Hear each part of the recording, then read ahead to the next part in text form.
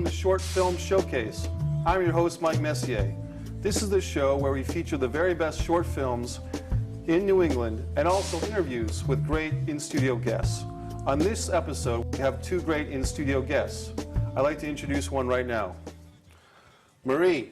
Hi. Let me get your name right. Marie Blaise. Yes. Okay. Thank you for coming to the Short Film Showcase. Thank you for having me. Now, you have a very interesting resume here. First thing we should say, Miss Massachusetts, perfect woman. Yes. I can see where that would happen. That's great. Thank you. Sound good. And you beat me out. I was in the competition for that. Oh, yes, I did. I beat you, I know. I'm sorry. I know, I was crying in my tiara. I did see that, but I'm sorry. I appreciate that. No problem. Tell me about the competition. Tell me about that award. It sounds terrific. Yes, so it was basically, I had to compete with 30 different women. Okay. And then it come down to 5 women because they have to have 5 different states. So when it was Massachusetts, I'm from Massachusetts. Right. I be like, you know what? Funny thing is that when they called my name, I didn't even hear my name. Okay. And my daughter would be like, "Ma, you won." I said, "What?" She said, "You won." I said, "Won what?" "Ma, you won." I said, "Oh yeah, I am." It just like I was just so excited at the same time. But for me, it was a big accomplishment. Yes. I never thought that I was going to be Massachusetts Perfect Woman, and it was my first pageant. Yes. And then I am that, and I have my crown. It's beautiful. It looked nice. And this was this past May? Past May, yes. Yeah. So you're still reigning Miss Massachusetts Perfect Woman. Yes. That's great. What are some of the responsibilities, the duties of that achievement? Right now, the duties because when you have a title where you become like a one model. Okay. And my thing is now, I want to be like volunteer different places. I want to be a mentor to young girls, just for them to know that it don't matter how old you are. It don't matter as long as you're determined to do things. Right. No one can stop you, because I never thought that I was going to have this title. And with this title, it helps me also if there's other pageant where if I had to pay a certain amount, right, my price would be less. Okay. So which is this title really doing some good things for me. So that's good. Yeah. So what you're saying is that it helps raise your rate, so to speak, as a model, because you have this prestige. Yes. And that to the people that are hiring you, that helps them. They say, we have Miss Massachusetts Perfect Woman. Yes. With our product or with our service type of deal. Yep. And it's not only that, too, kind of like with that title, other people know who I am. And then from there, like I said, because when I had my certificate also, it said I can act, I can do professional model. Right. Which is, of course, that's a good thing. Yes, yes. And it said I can work as a professional actress. I said, okay, that's good because I'm already an actress. So it's really opened so many doors. Let's talk about your acting in just a second, but first, you did mention you have a daughter, right? Yes, I do. And tell us about, you have more than one child? I have 3. My oldest is 15 years old. I can't believe that. I know. I get that all the time. That's great. That's great. She's 15. She did write a book. Okay. Last year she wrote a poetry. She loved poetry. So she wrote her book, so she had dedicated on my name. Oh, wow. Yeah. So that's going to mean a lot. It meant a lot because she said the fact that not only she always see me as a role model, I never stop, and then she said that I always help her, and then because of that, I'm always pushing her. So when she had that book, I think as a mother, I was so proud. What kind of poetry is she writing? I'm curious. This is the thing with her. She might have something going through her mind. She write it down. Yeah. And her first poetry she wrote was about me, my life, how she sees how I've been going through stuff in my past life with her father, and she said that I fall so many times and I rise back up again and continue doing what I need to do, and I never stop. And when she said, "Ma, aren't you never tired?" I said, "No." And like I said to her, I don't believe on stopping. I believe on continue. Anything that happens in life is for a purpose. Wow. Like they say, if it doesn't kill you, makes you stronger. That's it. Wow. That's great. Yeah. Just a fascinating, tell us more about your life. I mean, you're originally from Haiti. Tell us about that. Yes, I'm from Haiti. I came here when I was 13. Okay. And it's almost been 20 years. I can't believe that. For me, I love Haiti, and my dream is always to go back and help out, even because for me and my brother, he's a pastor. Okay. We want to help kids who have no family.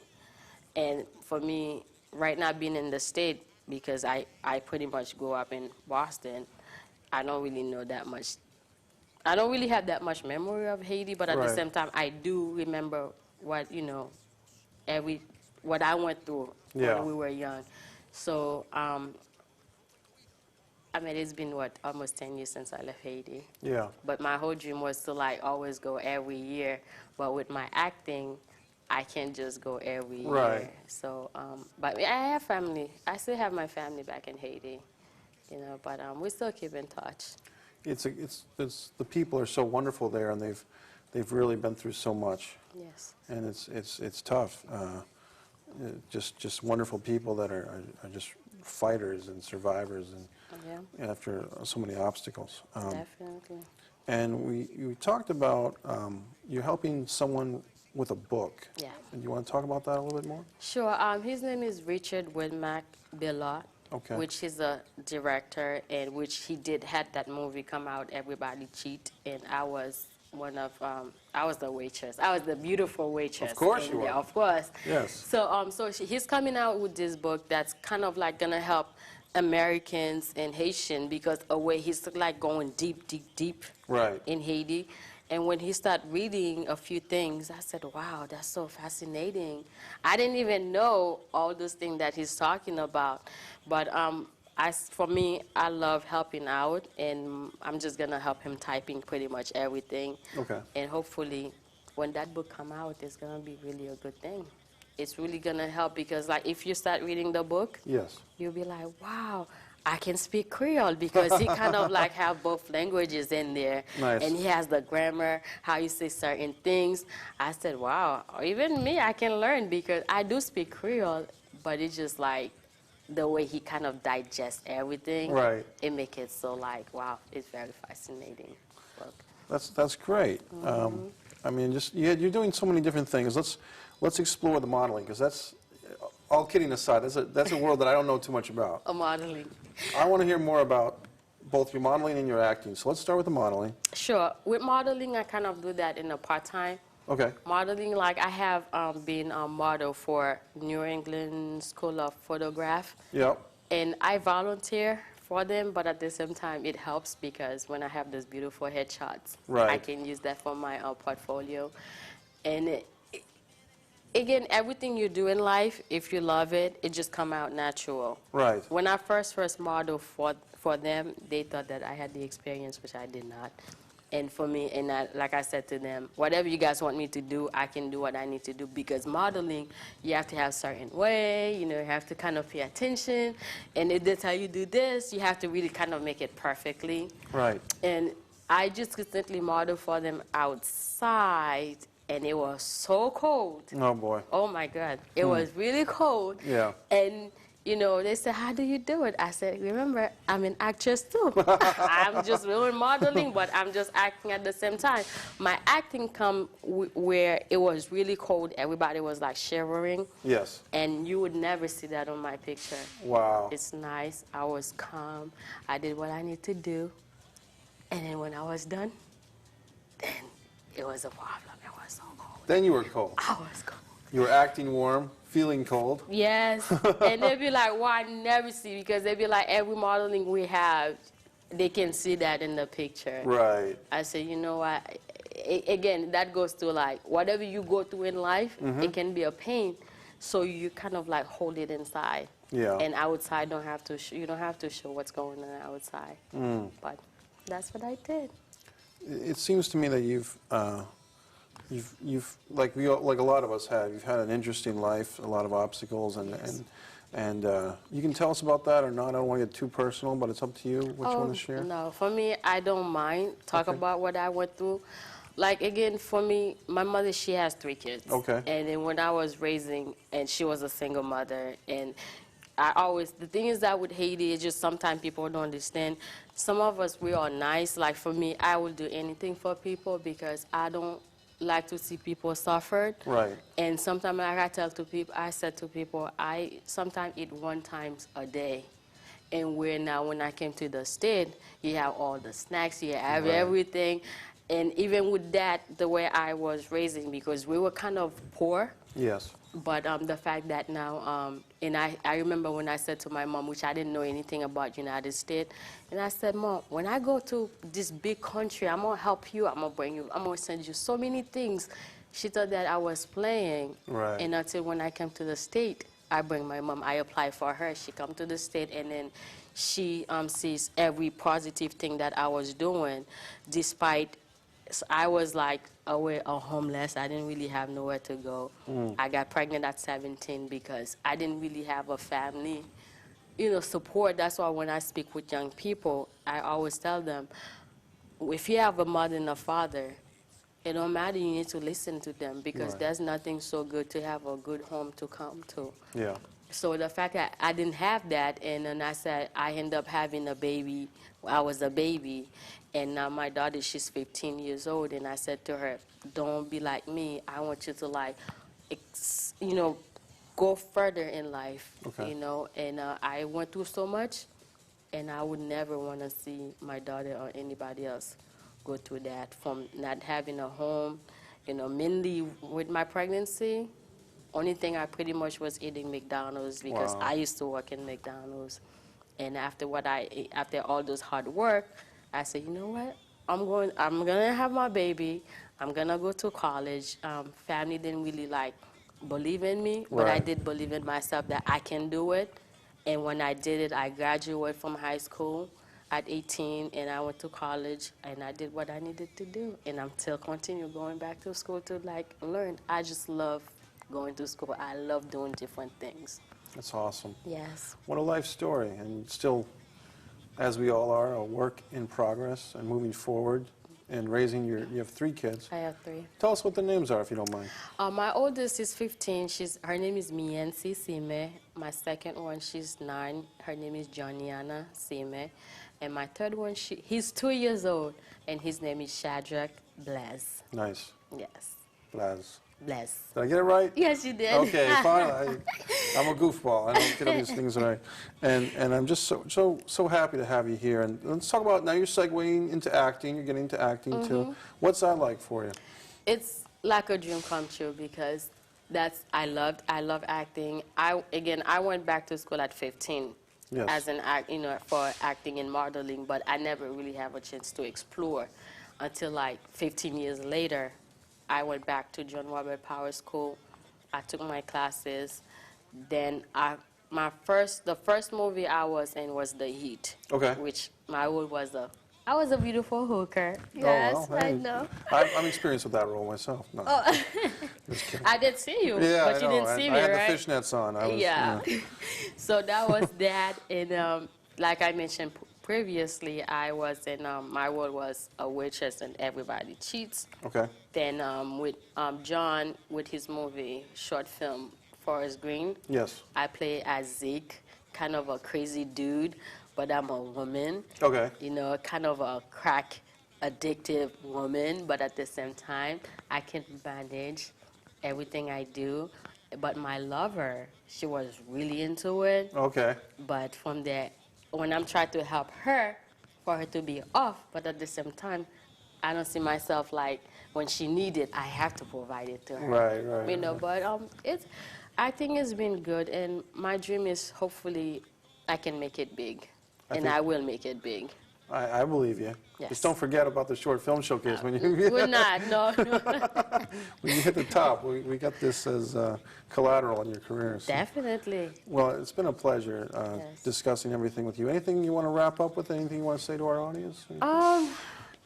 For me, I can say that in life, whatever you want to do, don't let no one stop you doing it, and then don't deal with Negative people, that's what for me, among my friends, I don't have that much. I have few friends because I'm into that positive. I want to deal with positive people. Yes. When I feel like I'm thinking something negative, this person can help me.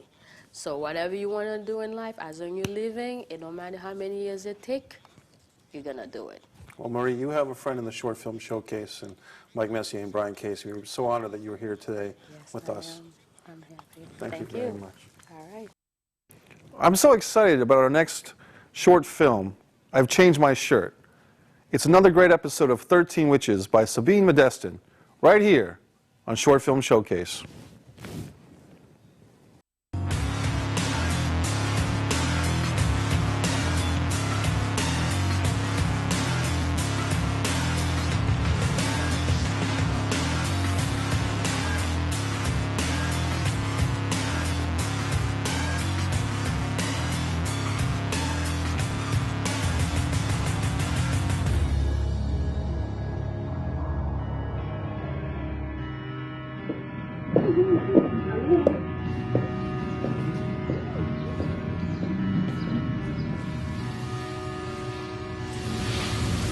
I knew I will find you here. Why are you following me? I'm not following you. I just want to talk to you. You remember this place? The feeling we had every time we were here with Mother. We used to be able to hear the tree talking to us. We were so happy. Now look around you. They destroyed us. They destroyed our mother. That's why I did what I had to do, to prevent them. That's supposed to make me feel better? I never asked you to do anything. Nobody asked you to do that. I killed Christian. You don't know how I felt when I did it. Don't tell me you're not happy about it. I made sure you remember everything you did to us when I killed him. Now, he's my personal slave and my male slut. How does his wife feel about that? Oh, pretty bad. She's lucky I didn't kill her. I think it's funny. You come here and take us away from our lives after 3 centuries. You awaken us and force us to remember what happened, and then turn us into black magic witches with no reason to live except revenge and no way to live. Okay, I give you a choice. You forced your choice on me. Listen to me. You were the first one I brought back. Oh yes, maybe I was a little bit rude with you. But you have to admit, you wasn't very cooperative. Well, I am sorry. I wasn't excited about being killed. You have to be happy now. I adapted my technique and now I use more talk. I don't care. I will destroy you. I swear. And your monster. I will build a small army against you. And I will never see you.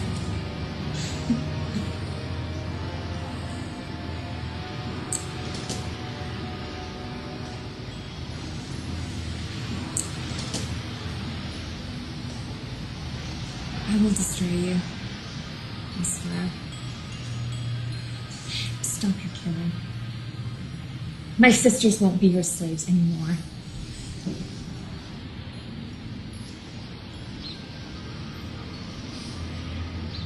I know where Mother is.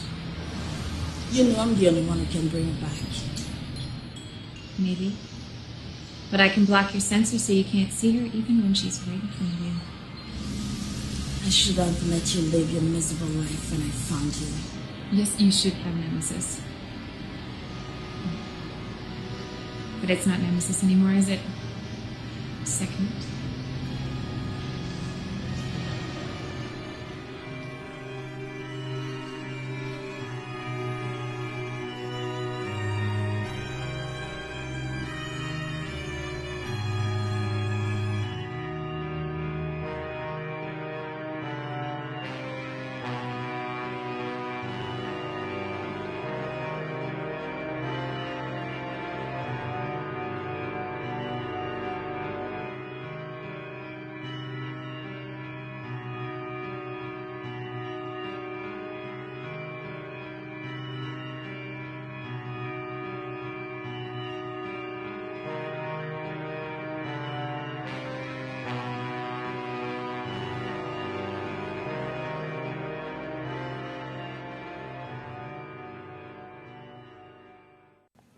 Right now on Short Film Showcase, we're proud to present Bad Day by Matt Cogswell.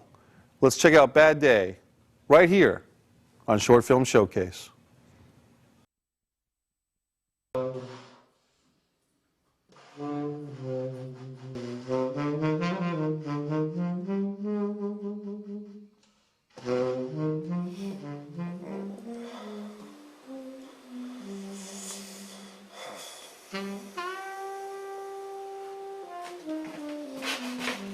Hey, come on, wake up! What? Wake up! What? Come on, I want you out of here! What?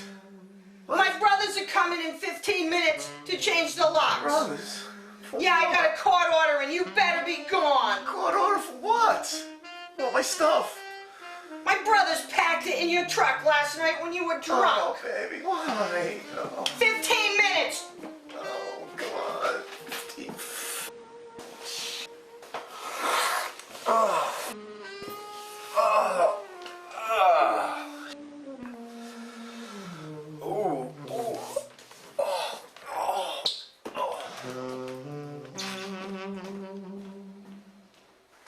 I want you out of here in 15 minutes!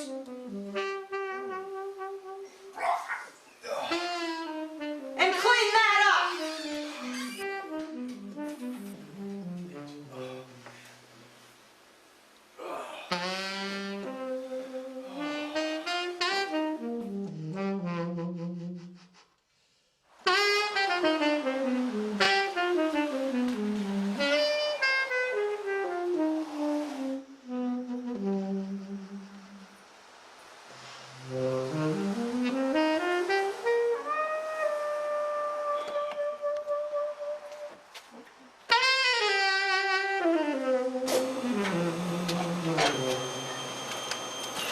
What do you want? I can do $4.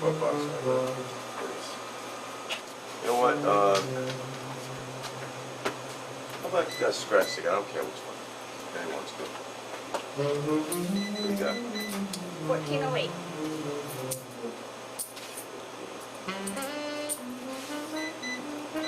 Anybody ever win these things? Yeah? Once in a while. On me.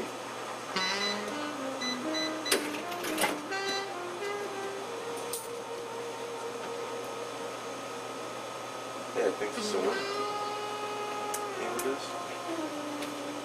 I can't cash this. I thought it was a winner. Yeah. You go to a Princeton. What? Yeah. It's a big win. Big. I gotta go. I gotta go.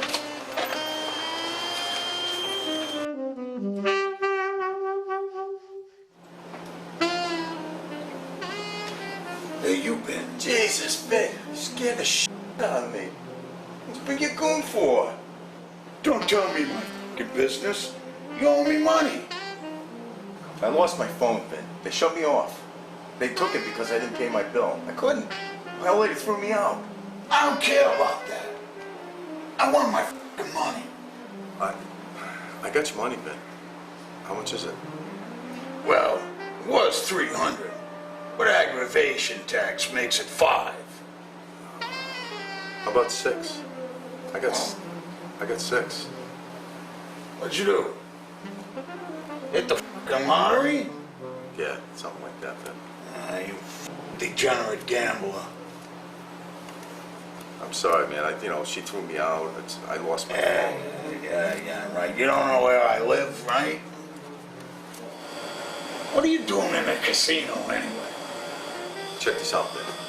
You meet this broad, right? Her old man in the 70s was a roadie for Led Zeppelin. Okay? This is the guy, he switched guitars when they broke strings and stuff like that, you know? And then he's playing with, like, Jimmy Page. He's the lead. You know, he's playing his guitar, and he popped 2 strings right in the middle of the song, right? So he whips the guitar across the stage and it lands on his pad. Nothing wrong with it. Kept a couple broken strings. That's it. So this guy, Rhodey, goes and grabs the guitar, you know? And after the thing's over, the guys are all f***ed up in the dressing room. And he goes over and he goes, "Here's your guitar, Mr. Page. What do you want me to do with it?" He goes, "Oh, you can have it." He gave him the guitar, right? The guitar is a 57 Gibson Sunburst. I'm going to try and offer this broad like 7 or 8 grand. She don't know what she has. It's got a provenance. It's Jimmy Page signed it. There's a picture of this guy with Page holding the guitar with the strings dangling. This thing could be worth $500,000, man. If you take this bet for me right now, I want to put a bet down on the Celtics. I'll give you a third of what I get when I auction. I gotta pay them to auction it for me, you know, but I'll give you a third. I swear to God. Right, what the do I know about katanas? Oh, you buy 10 of them things down the pawn shop for $50, Christ almighty. So, you want to get down on the Celtics tonight? How much? 20 grand.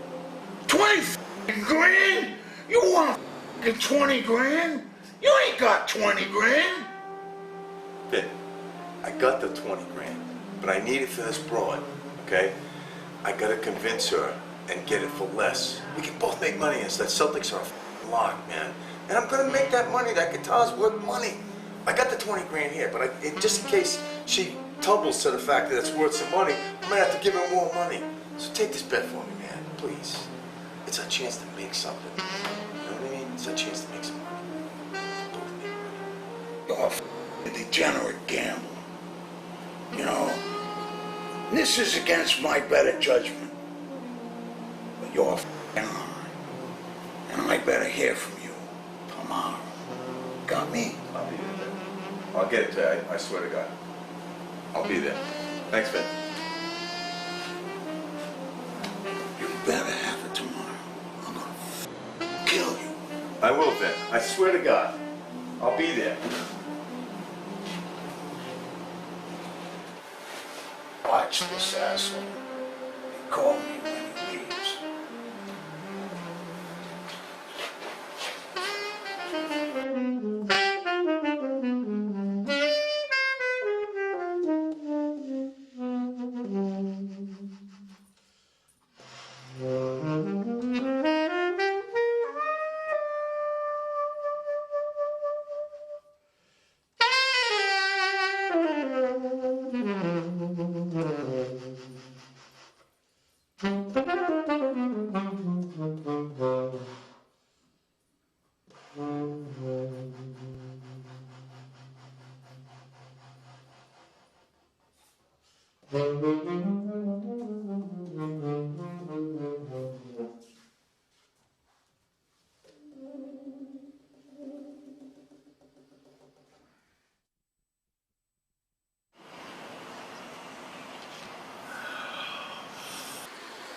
That's my truck. Have your attention, please, to the shower RR. That's the shower RR. Please call extension 220, please. Man.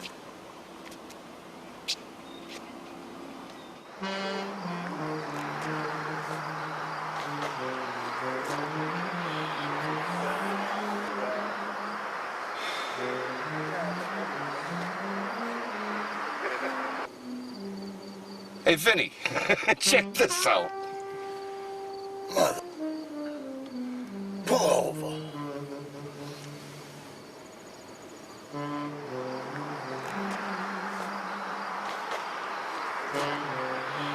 So where you going?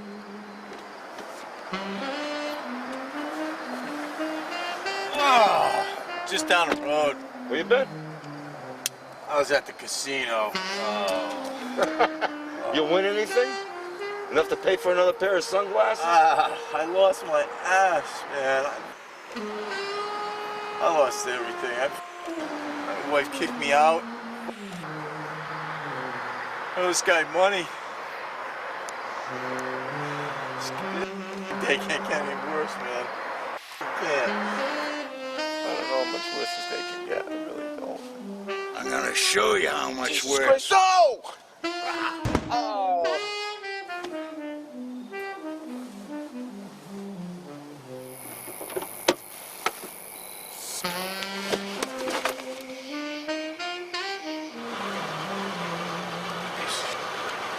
How's that for Providence?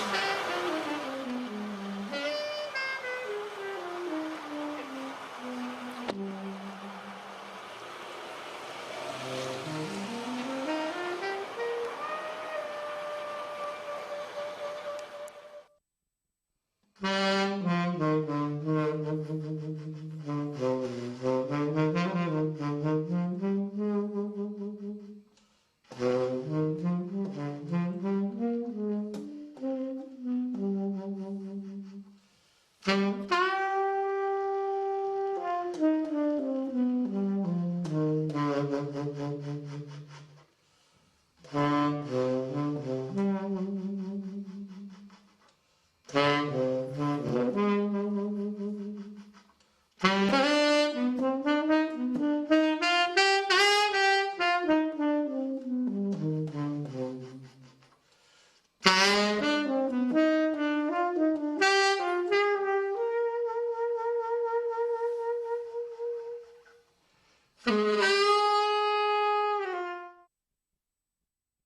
now, in studio, we have a very special guest.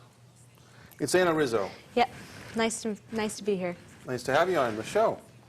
And you are so busy, Anna, with your acting. And we were just talking a little bit, and you have so many projects going on. Yeah, You want to start with Future Justice? Or? Yeah. Oh, that was so much fun to do. Future Justice is this kind of post-apocalyptic sci-fi film. But I think what made it such a special project was that it was just a phenomenally talented cast and crew. Sure. Like, everyone was just so passionate that you just come away from it feeling just inspired and just, like, infected by the passion, which is just awesome. And the project co-stars Jose Gonzalez, is that correct? Yeah, he's in that. There's lots of New England actors. Nat Sylvia Okay. wrote it, actually, and then has a leading role in it, Aaron Andre. It's such an ensemble cast. There's, like, so many just wonderful actors. It's going to be really, really worthwhile. What's your role in that, Anna? I'm one of the survivors in that. So in the story, there's kind of a group of soldiers who have been off on a spaceship, and they come back, and the world, something has happened, and they don't know yet what. And no one really knows what. All they know is that, you know, the world has just kind of gone upside down. Yeah. And so I play a woman who is just, I mean, really has just had her life ripped away from her. Oh. And you know, all of the survivors have, and it's kind of interesting because they're kind of a hodgepodge of people who have kind of come together, and you know, just have to make it work and just continue on. Survival. So, yeah. When you tap into a character like that, who's kind of in a desperate survival instinct, how do you tap into that as an actress? I think, well, Kathy was a challenge for me because where she was kind of in that moment of that so much had happened that she was starting to lose her fight a little bit, and that it was becoming overwhelming. And I think that was really a challenge for me to kind of get into that mindset of almost slipping. Yes. Like, because I think we've all been there at some point. Like, I mean, and you know, if you haven't, like, good for you. Yeah, right. Hold on. But you know, like, I think we've all really had something in your life that just turns your life upside down, and you just have to rebuild from scratch. And I think one of, you know, as horrific as those experiences are, I think the advantage is that you know that you can do it. Right. And that you move forward. And so for me, that was the challenge, and you know, kind of finding Kathy was to, you know, for me, I feel that real kind of guttural instinct to, you know, keep moving forward. And so it was hard and kind of scary to get into this mindset where you're just letting go because it's just too overwhelming, and the fight is leaving. Wow. It's intense. Yeah. It's intense. Everyone just did such a phenomenal job, and all the characters are so different. It was a wonderfully written project because it just, every single character was so three-dimensional, and each actor really just brought so much to each role. It sounds awesome. Yeah, so Kathy is one piece of many phenomenal characters in the whole thing. Nice. Be on the lookout for that one. Yeah, looking forward to it. And then we have Ted DeLuca you collaborated with for his piece. It's called To Aaron. Yeah. And that's kind of a fun, it's kind of this sort of trippy, sort of psychological horror film. Okay. Where it's kind of following this guy, John, who's, you know, when you first start watching it, you kind of, you know, feel empathetic for him, and my character maybe seems a little non-empathetic. Right. But then as you keep going on, you see that maybe he's kind of losing it, and that maybe my character's not as bad as she might seem. Right. But it's really kind of a neat playing with time and with, like, reality, not reality, and kind of like going into someone's psychoses. Oh, boy. And so it's really interesting to play that and to find the character and then play the character not in her reality, but in his reality, which is really from his neat. perspective, his POV, so to speak. But still find her in that, so that's a fun challenge. Oh, that is a challenge. That's going to be really cool. Because you're playing kind of a projection of someone else's belief system. Wow. Yeah, and trying to so- ground yourself in the reality to that. This Yeah. is good stuff. Yeah, it's a lot of fun. It's definitely, they're a fun group to work with too, and it's just such like, it's very twisted, so it's fun. It's a fun material to work on too. Nice. Where have you trained? Because you have the whole acting passion. So have you taken classes lately? Yeah, I mean, I've taken some lately. Like, I think the majority of my training was kind of when I was in high school. Okay. I've always just loved the arts. Right. And I've just, and I actually was really kind of focused on music when I was little. And then kind of fell into acting thinking like, well, there's only so much music classes the school will let me take. Let me also take the acting classes. So I signed up for that as well. And it was, they'd offer it as a curriculum that you could take.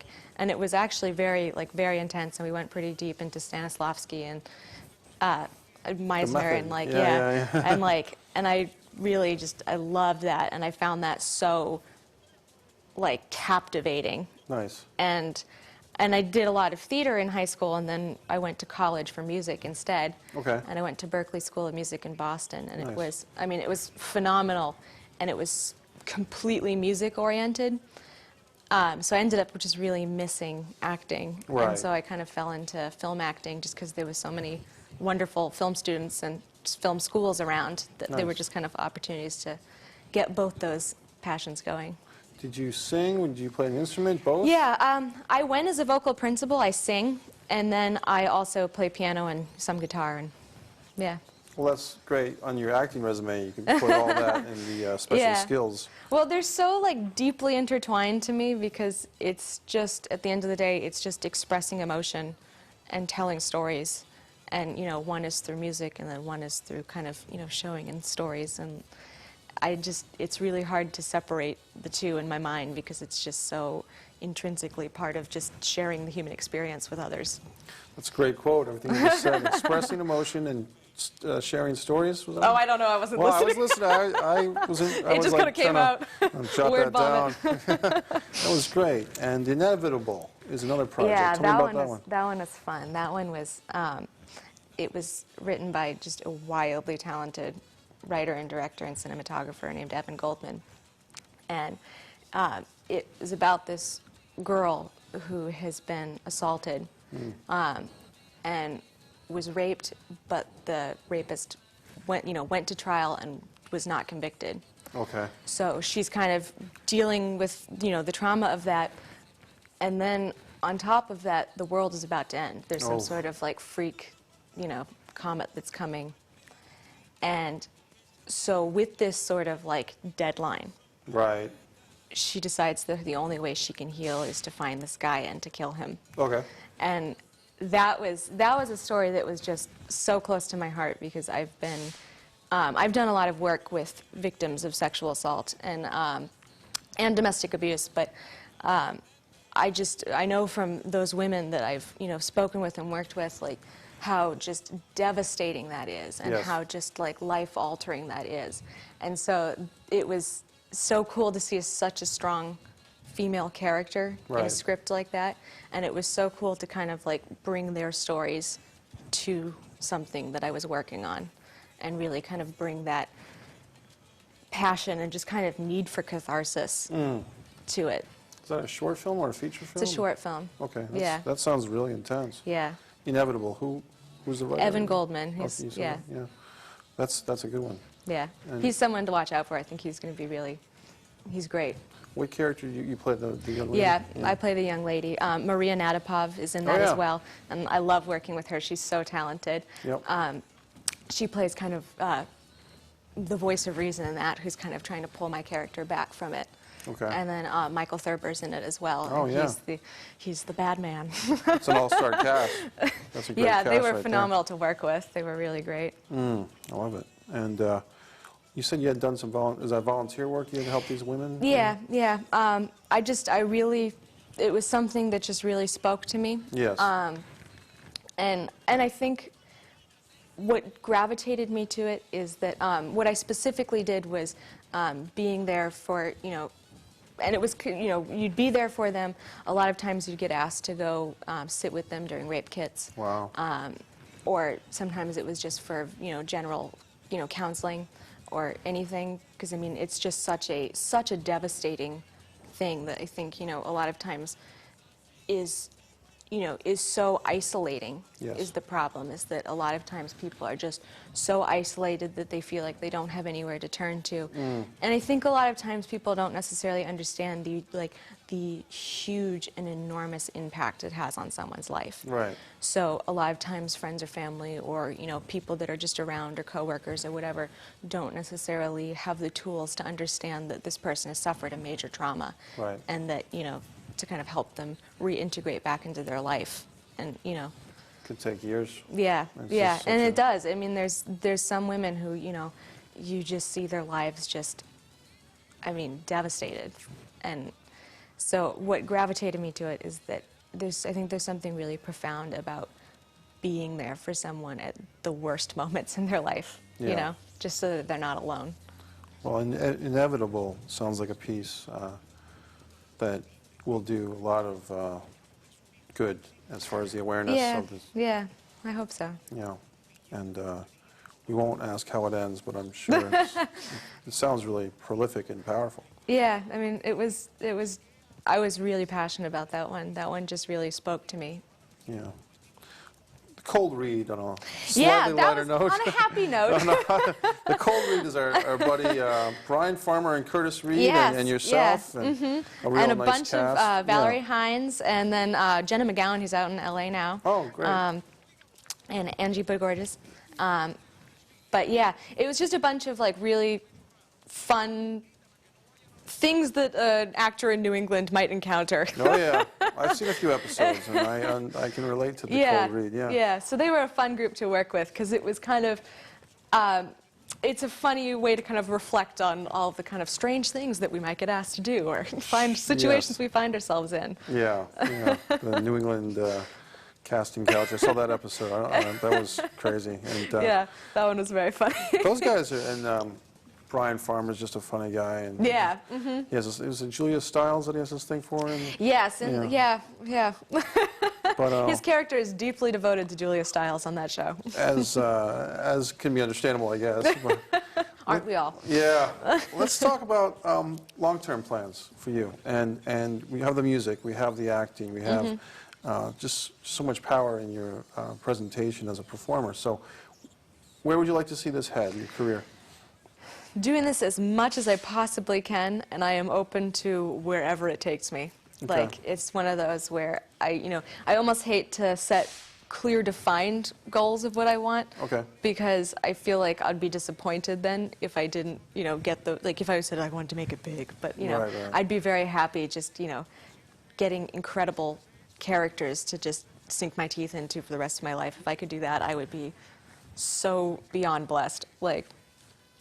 Your paradigm of quotes today. You got the expressive, and just everything you've said is just very Only I can quotable. remember them. They just kind of come we got out. them on tape. That's good. So it's fantastic. Do you have any role models or people that when you're coming up as an actress, a young lady, and you say, gee, that actress or that actor, male or female, someone that I would like to work with or someone I'd like to kind of base my own career on, anything like that? I mean, the people who I just kind of watch and just are so, just floored by. I mean, and they're people who, I think everyone is because they're just so phenomenal. I mean, to me, you look at Meryl Streep and the way that she just creates a character from the ground up. Right. And how, I mean, there's a ineffable quality that she brings to each role that's hers. Yep.